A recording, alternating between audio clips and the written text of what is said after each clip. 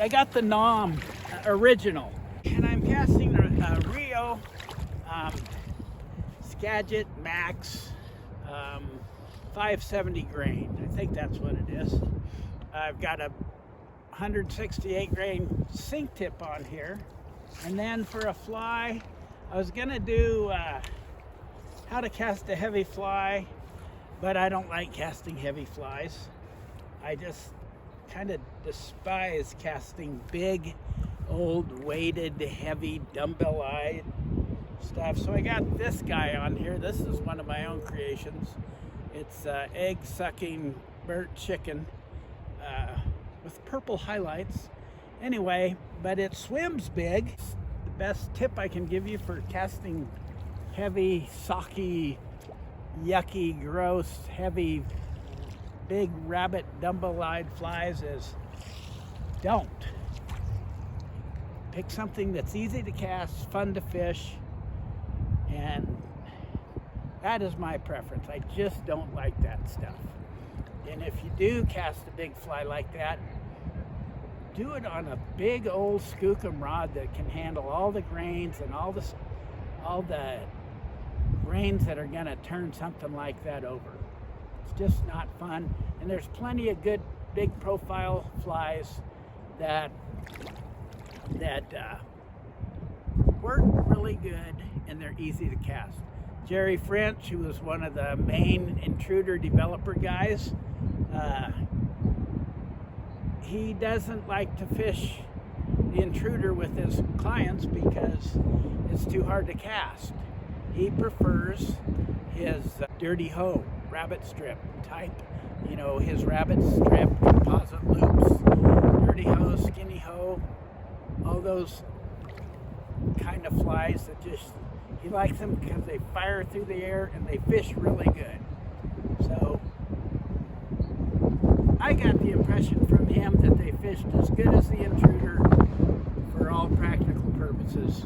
Most lines can turn over heavy sink tips, but it's when the fly is on there that's big and bulky and gross, that's when you run into trouble. The biggest problem I see with guys that are learning to Skagit cast is, I mean, a lot of guys are really they're watching videos, studying, trying to figure out how to do things right, concentrating on all kinds of stuff that at the point they're in their fly casting journey doesn't really matter.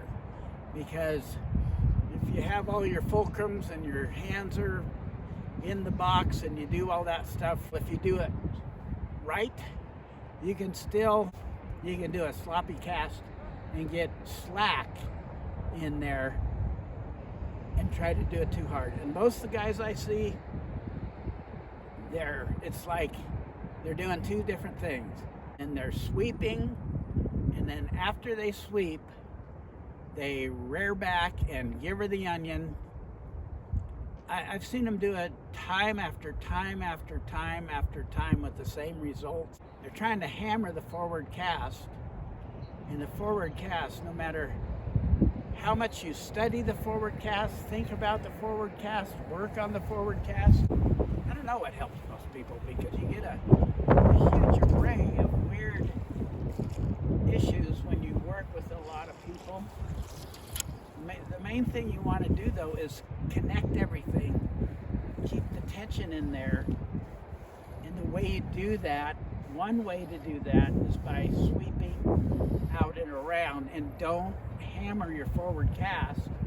Keep your forward cast smooth. Get it. See? So I shot almost 20 feet of line with little effort. And what you don't want to do is sweep and then hit it. You want to draw a circle with your rod tip, or go from low to high. Maintain the tension in that cast. So if you're doing a double spay,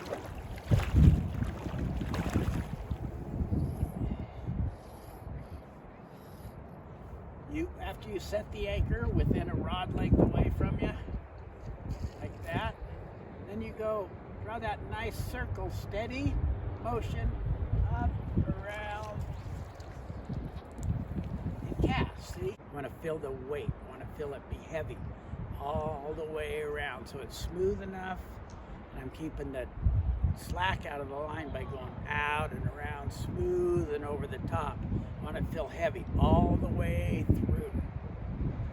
So I'm going to concentrate on keeping contact with my line, feeling the weight of that line either peeling or pooching out and around, and just cast a little bit and worry more about keeping tension and following through. You don't have to hit the forward cast hard. You almost don't even really have to have a forward cast.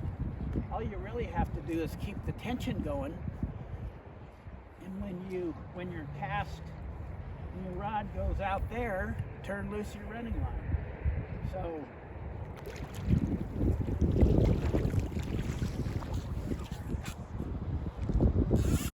very little forward stroke is needed. My rod tip doesn't hardly bounce at all. you don't need to hit it hard. You need to keep tension throughout the sweep. So think of your forward cast as just a follow through of your sweep. You keep that tension in there. You do go around the horn, go forward, but don't hit it. Just keep the tension and make the forward cast a follow through of your peel, sweep, and going around the horn. Call it going around the horn. Think of the forward cast as just a follow through of your peel and going around the horn.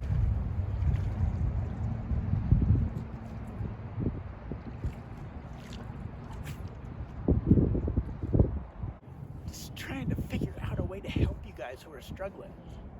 I see guys practicing more, I think. Casting far with a Skagit line instead of casting smooth. If you cast smooth and cast short and just keep the tension in there and make your forward cast as part of your follow through from the first part of the cast, you'll get to where you can cast further, but that comes later after you've developed a feel of keeping tension throughout the cast.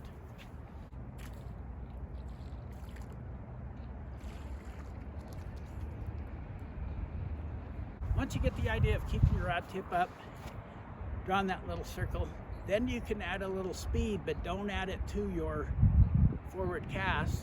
Just add a little more energy into your sweep, keeping the rod tip up and not laying it back. Just a little bit. We should sweep hard enough that we know how much it takes to blow the anchor. But peeling and seeing if you can peel hard enough to blow the anchor, and then back off some, of course. Dummy. Hey, that was a blown anchor. I can hear it.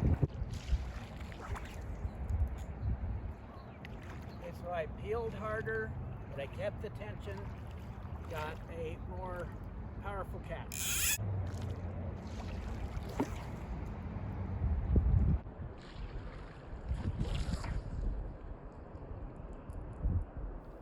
That's a little more like continuous motion Skagit casting.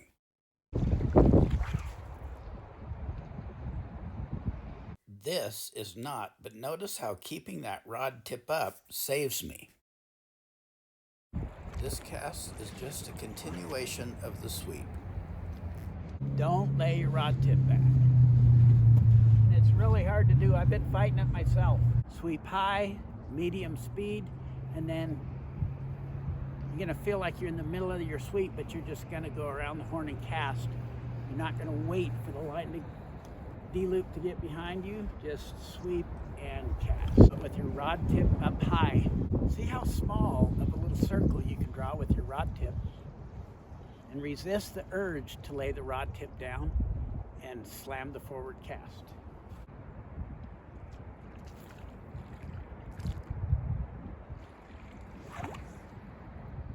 Don't let anybody tell you that Skagit casting is super easy. least if you want to be good at it. It can be easy, but it can also be a pain if you don't have right technique. I quit trying to cast so far for the video, reeled in some shooting line, 6 strips, okay? I want to feel heavy all the way through.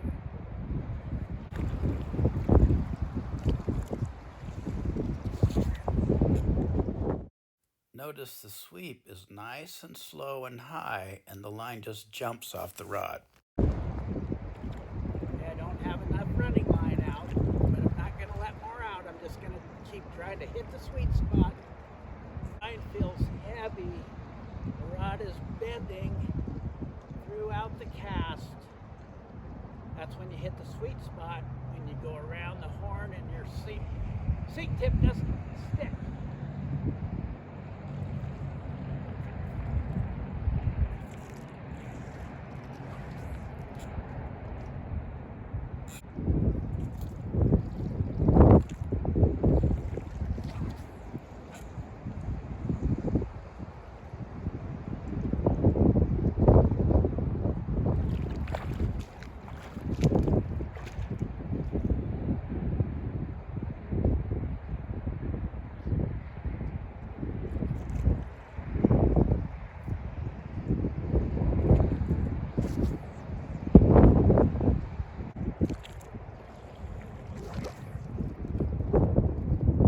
Whenever I pull too many strips out, I get psyched out and I try to make sure they all go out. If I just cast a little bit under, I can cast. Next thing I know, I'm hitting the sweet spot. I understand that my line should lay out flat for the cast, but when I'm practicing, I don't want to strip that much. I just want to hit the sweet spot. So what if it hits the end, it goes bam, you know? I'm more interested in hitting the sweet spot, getting some reps in, doing things properly. I can make it land flat when I'm fishing. That's not a problem. That's right. I'm so good, I'm afraid I'm so hard on the resource with as many fish as I catch that I'm literally holding a dagger to the jugular of our steelhead populations. So if I bang the reel when I hit this cast too hard, that's a plus for the fish.